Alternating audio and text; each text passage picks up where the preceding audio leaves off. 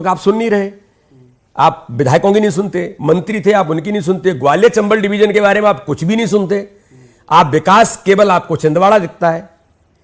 भाई इस बात का उल्लेख प्रवीण जी मैं ऐसा कर रहा हूं कि मैं जिस लोकसभा का सांसद हूं वहां एग्रीकल्चर कॉलेज पन्ना के अंदर खुला, प्रवेश होने थे, ये एग्रीकल्चर कॉलेज के बजट को स्थानांतरण करके ले गए छिंदवाड़ा।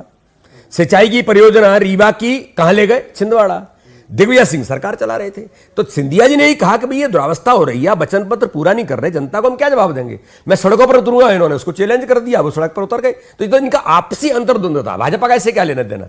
लेकिन भाजपा की जिम्मेदारी थी कि सक्षम और मध्य प्रदेश को बचाने के लिए, गरीबों के कल्याण के लिए, देश के युवाओं माताओं बहनों के लिए जो हमने योजनाएं शुरू की थी, ये फिर उनको देने के लिए भाजपा की सरकार बननी चाहिए। और हमने जिम्मेदारी, हमारे नेतृत्व ने इसको तय किया और भारतीय जनता पार्टी की सरकार बनी। और आज हम बखूबी मैं ऐसा मानता हूं माननीय शिवराज सिंह चौहान के नेतृत्व में एक संवेदनशील सरकार मध्य प्रदेश के अंदर काम कर रही है। बहुत बड़ी जिम्मेदारी आपके पास है, आप एक बहुत बड़ी पार्टी के स्टेट प्रेसिडेंट हैं।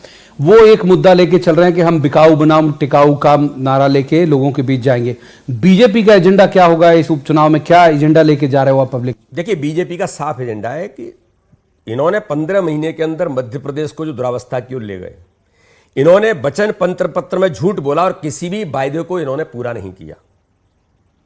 चाहे वो किसान होंगे, चाहे नौजवान होंगे, चाहे हमारी वो भंजियां जिनको 51,000 रुपए देने का वादा आपने कन्यादान योजना में किया था।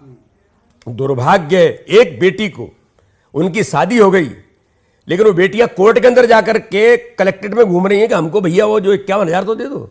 एक पैसा आपने किसी को नहीं दिया, आपने झूठ बोला और छल कपट करने के कारण से 15 महीने में जो दुरावस्था हुई, भ्रष्टाचार से लेकर के हर प्रकार की कानून व्यवस्था बिगड़ गई। भारतीय जनता पार्टी के कार्यकर्ताओं पर किस प्रकार के प्रहार आपने किए, सैकड़ों हजारों केस लोगों पर आपने लगाए, लोगों के सब कुछ आपने तोड़ के रख दिया, कार्यकर्ताओं पर आपने दुराचार करने, अत्याचार करने का प्रयास किया। इन सारे मुद्दों पर 15 महीने की दुरावस्था वर्सेस जो 15 साल में भारतीय जनता पार्टी ने काम किया, तो आज 5-6 महीने के अंदर जो शिवराज सिंह चौहान ने इतने कम समय में जो प्रभावी सरकार, इफेक्टिव सरकार जिसको कहते हैं और एक संवेदनशील सरकार जिसको कहते हैं, वो उन्होंने जो करने का जो प्रयास किया है, इसके आधार पर एक चुनाव होगा। दूसरे चुनाव का मुद्दा होगा कि मध्य प्रदेश के अंदर संवेदनशील नेतृत्व भारतीय जनता पार्टी जैसा शिवराज सिंह चौहान चाहिए, या जिन्होंने मध्य प्रदेश को 15 महीने में दुरावस्था की ओर ले गए, कमलनाथ और दिग्विजय सिंह, ऐसा नेतृत्व चाहिए। तो ये मुद्दे होंगे इस चुनाव के। शिवराज जी आपको कहते हैं कि बहुत लकी प्रेसिडेंट हो आप, अक्सर वो हर भाषण में बोलते हैं। अभी भी ग्वालियर चंबल की हर रैली में उन्होंने कहा कि हमारे भाग्यशाली प्रदेश अध्यक्ष। तो भाग्यशाली प्रदेश अध्यक्ष क्या अंदाजा लगा के चल रहे हैं? 27 सीटों में अभी शायद हो सकता है 28 हो जाए, तो क्या नतीजे आएंगे?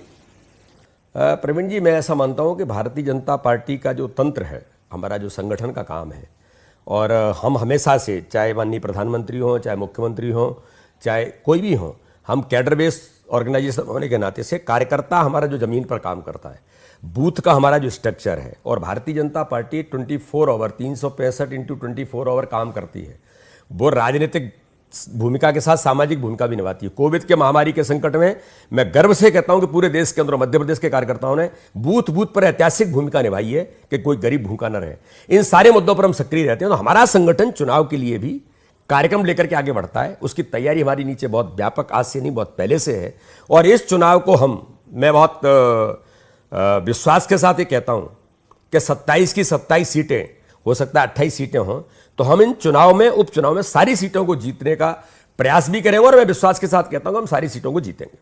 अभी इतनी बड़े बड़े 2-3 आयोजन आप लोगों ने कर लिए, मतलब जितना ग्वालियर चंबल यूं भी पावर हाउस है बीजेपी के लिहाज से अगर मैं कहूं तो उसके बावजूद 2-3 बड़े बड़े आयोजन आप लोगों ने वहां कर लिए। सीएम भी थे, सिंधिया जी भी थे, आप भी थे, सब थे।